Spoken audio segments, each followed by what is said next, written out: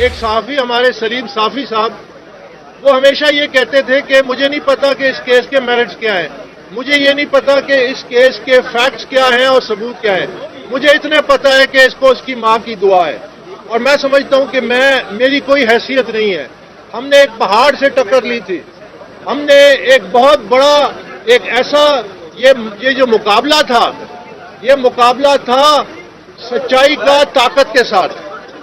حق کا باطل کے ساتھ، اس میں ہم سرخرو ہیں۔ بسم اللہ الرحمن الرحیم۔ السلام علیکم۔ میری پوری صحافتی زندگی میں کسی کیس میں اتنے وکیل نہیں بدلے گئے جتنے کہ پی ٹی آئی نے پارٹی فنڈنگ کیس کے سلسلے میں بدلے، اور میری پوری صحافتی زندگی میں کسی کیس کی اتنی سماعتیں نہیں ہوئی جتنی کہ پارٹی فنڈنگ کیس کی سماعتیں ہوئی، اور شاید بہت کم کیسز ہیں کہ جس کے لیے اتنا طویل انتظار کرنا پڑا اس کے فیصلے کے لیے جتنا کہ ہمیں پارٹی فنڈنگ کیس کے سلسلے میں کرنا پڑا۔ 2014 سے یہ کیس چلا آ رہا ہے الیکشن کمیشن آف پاکستان کے پاس، اور 3 چیف الیکشن کمشنر تبدیل ہوئے، لیکن ظاہری بات ہے کہ عمران خان کو مقتدر قوتوں کی سرپرستی حاصل تھی، اور خود وہ بھی مختلف حربے استعمال کر رہے تھے، اور خود عمران خان صاحب اور ان کے ساتھیوں کو پتا تھا کہ اس معاملے میں ان کی چوری کو کوئی بھی عدالت کسی بھی شکل میں نہیں چھپا سکتی، تو اس لیے وہ تاخیری حربوں سے کام لیتے رہے۔ لیکن بالآخر خدا کر کے آج الیکشن کمیشن آف پاکستان نے وہ فیصلہ سنا دیا۔ اس حوالے سے چند حقیقتیں مد نظر رکھنی چاہیے۔ ایک تو یہ کہ یہ فیصلہ متفقہ ہے، اور یہ صرف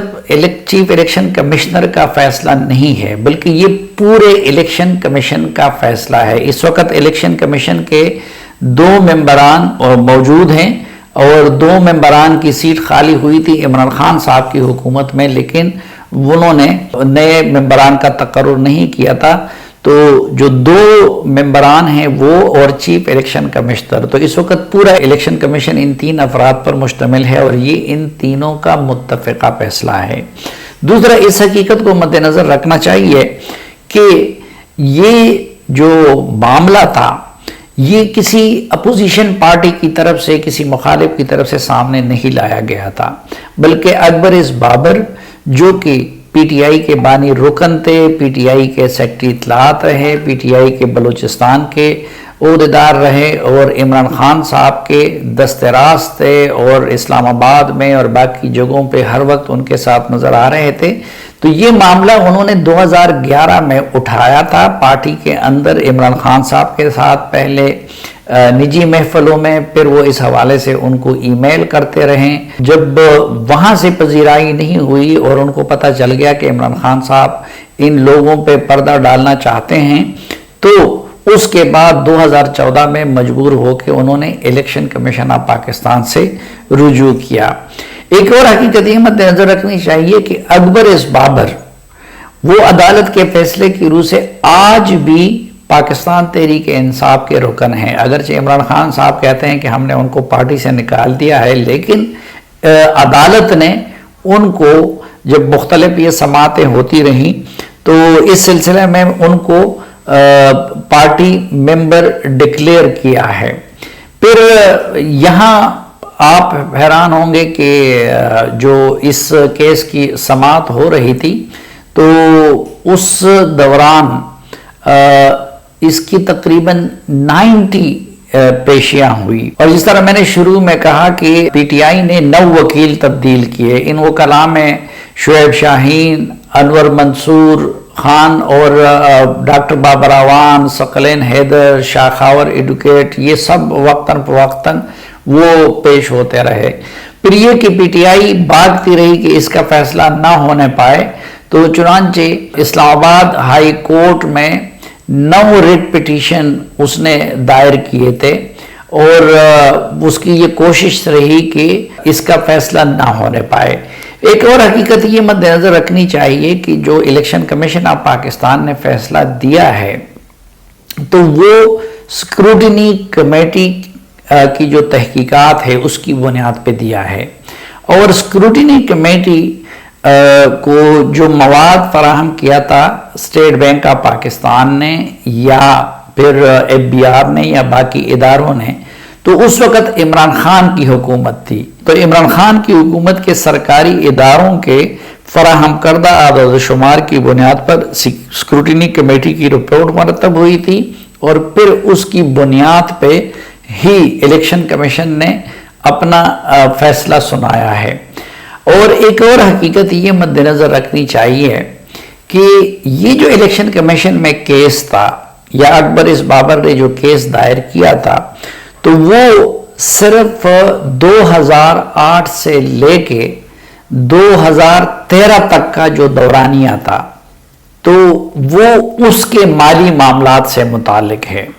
اور ہم سب جانتے ہیں کہ PTI میں پیسے کی ریل پیل، غیر ملکی تعلقات، اور یہ سارا سلسلہ بڑا ہے 2013 کے بعد،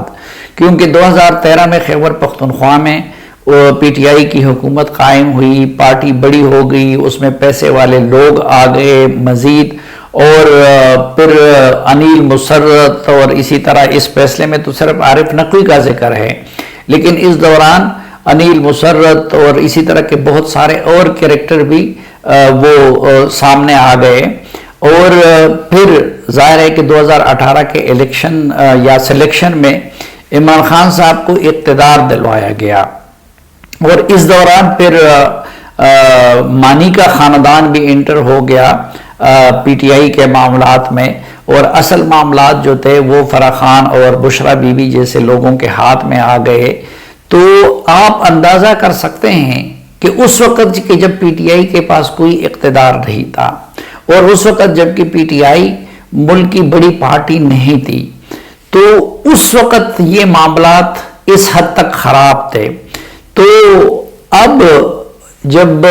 2013 سے لے کے 2022 تک کے وقت کی اگر کبھی اسکروٹنی ہوگی یا کبھی محاسبہ ہوگا، تو نہ جانے اس کے کیا بیانک نتائج سامنے آئیں گے۔ جو فیصلہ الیکشن کمیشن کی طرف سے آیا ہے، تو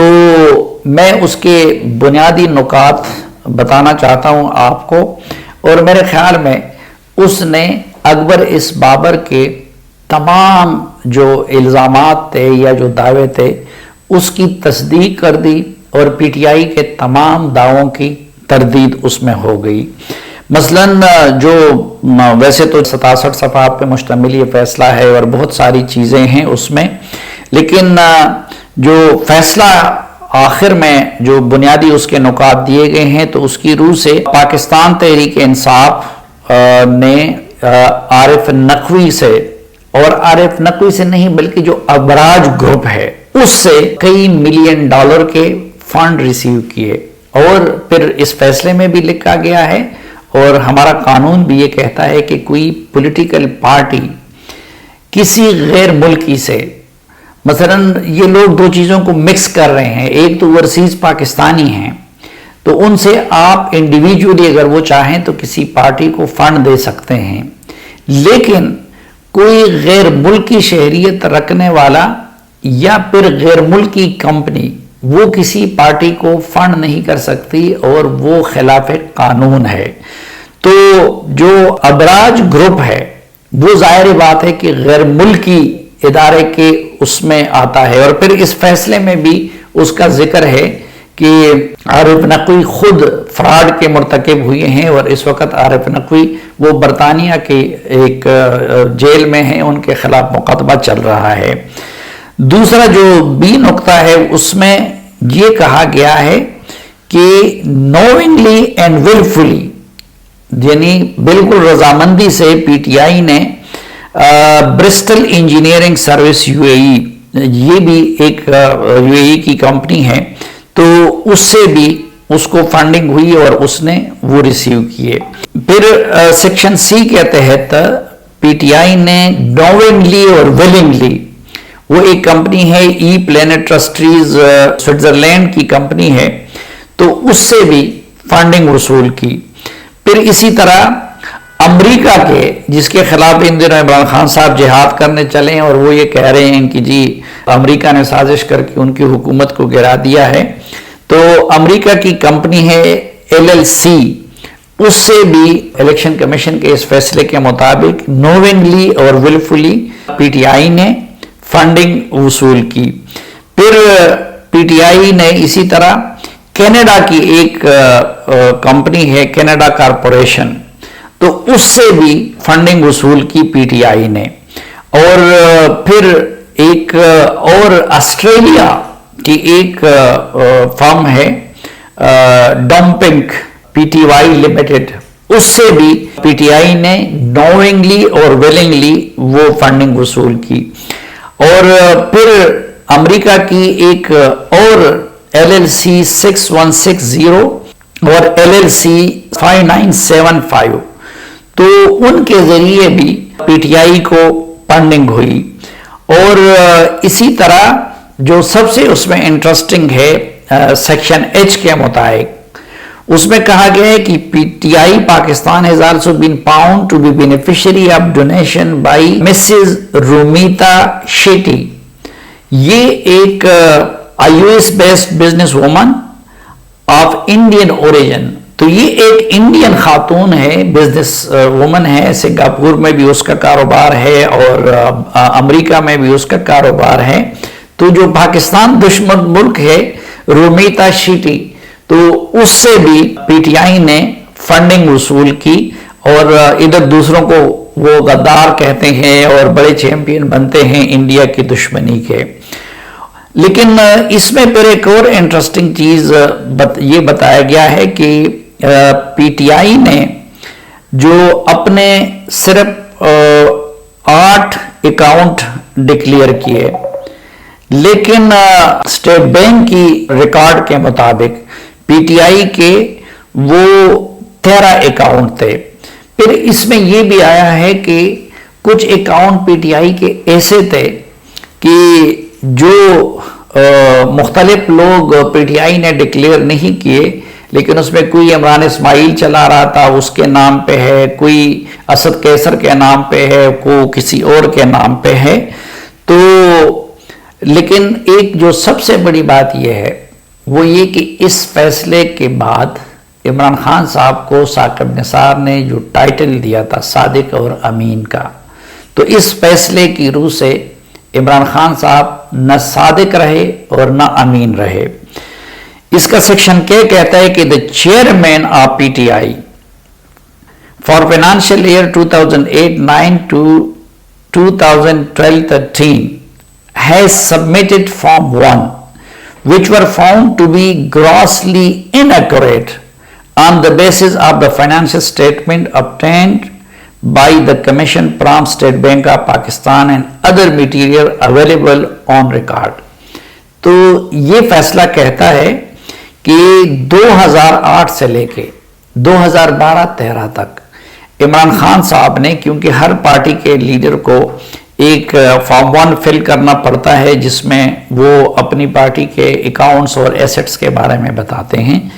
तो इमरान खान साहब के बारे में इलेक्शन कमीशन ऑफ पाकिस्तान ये कहता है कि उन्होंने इन सब सालों में झूठ बोला और गलत फॉर्म फिल करके गलत मालूमात वो प्रोवाइड करते रहे। तो साकिब निसार की किताबों में वो बेशक रहे सादिक और अमीन, लेकिन इस रिकॉर्ड से भी साबित होता है और इस फैसले से भी ये साबित हो गया है, इलेक्शन कमीशन ने ये डिक्लेयर कर दिया है कि उसने झूठ बोला है और झूठा फॉर्म वो फिल करते रहे। अब इसमें फिर इलेक्शन कमीशन ने ये तजवीज़ किया है, क्योंकि जो पार्टी एक्ट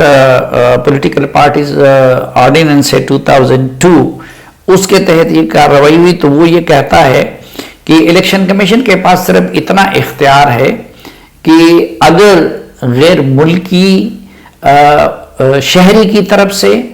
या फिर गैर मुल्की इदारों की तरफ से किसी पार्टी को फंडिंग हुई हो तो वो उससे वो रकम लेके जब्त कर सकता है। तो उसके लिए इलेक्शन कमीशन ऑफ पाकिस्तान ने अब पीटीआई को नोटिस जारी कर दिया है। लेकिन जो दूसरा नुक्ता है वो अब हुकूमत के करने के काम है। मसलन इस फैसले की रूह से पीटीआई कई जराइम की मुर्तकिब वो साबित हुई है। नंबर 1 कि वो اس نے سینکڑوں غیر ملکیوں سے اور غیر ملکی کمپنیوں سے جن کا پاکستان سے کوئی تعلق نہیں ہے، مثلا میں یہ پھر واضح کروں کہ ڈوئل نیشنل کی طرف اشارہ نہیں ہے، اور ان میں سارے نام بھی دیے گئے ہیں ان کمپنیوں کے بھی اور ان افراد کے بھی کہ جنہوں نے فنڈنگ کی اور جس کے ثبوت الیکشن کمیشن آف پاکستان کو پیش کیے۔ پھر دوسرا جرم کہ پی ٹی آئی کی قیادت نے اور عمران خان نے اپنے اکاؤنٹس وہ ڈکلیئر نہیں کیے الیکشن کمیشن کے سامنے صحیح، بلکہ اس حوالے سے جھوٹ بولا، اور اس طرح کے معاملے میں بندہ آ جاتا ہے کوئی پولیٹیشین آئین کے آرٹیکل 62-63 کی ضد میں۔ تو جو پروسیجر ہے اس کے تحت اب یہ وفاقی حکومت کی ذمہ داری ہے کہ وہ اس معاملے پہ، کیونکہ جو پولیٹیکل پارٹی ایکٹ ہے اور جو قانون ہے وہ یہ کہتا ہے کہ خود بخود الیکشن کمیشن کسی کو ڈسکوالیفائی نہیں کر سکتا، لیکن اب حکومت کے پاس یہ اختیار ہے کہ وہ پارٹی کو بین کرنے کے لیے یا پھر عمران خان اور عارف علوی اور یہ جو مختلف لوگ، عمران اسماعیل، اسد قیصر اور اس طرح کے لوگ کی جو اس دندے میں ملوث پائے گئے ہیں، ان کی ڈسکوالیفیکیشن کے لیے یا پارٹی کو غیر قانونی قرار دینے کے لیے وہ سپریم کورٹ آف پاکستان سے رجوع کریں۔ تو اب بال جو ہے وہ حکومت پاکستان کے کورٹ میں آ گیا ہے، لیکن یہ بات الیکشن کمیشن آف پاکستان کے اس فیصلے سے ثبوتوں کے ساتھ ثابت ہو گئی ہے کہ نمبر 1 کہ پی ٹی آئی کو غیر قانونی اور غیر ملکی فنڈنگ ہوئی، نمبر 2 پی ٹی آئی نے اکاؤنٹس چھپائے، نمبر 3 بعض اکاؤنٹس میں ٹرانزیکشن ہوئی اور وہ پی ٹی آئی کے عہدیداروں کے نام تھے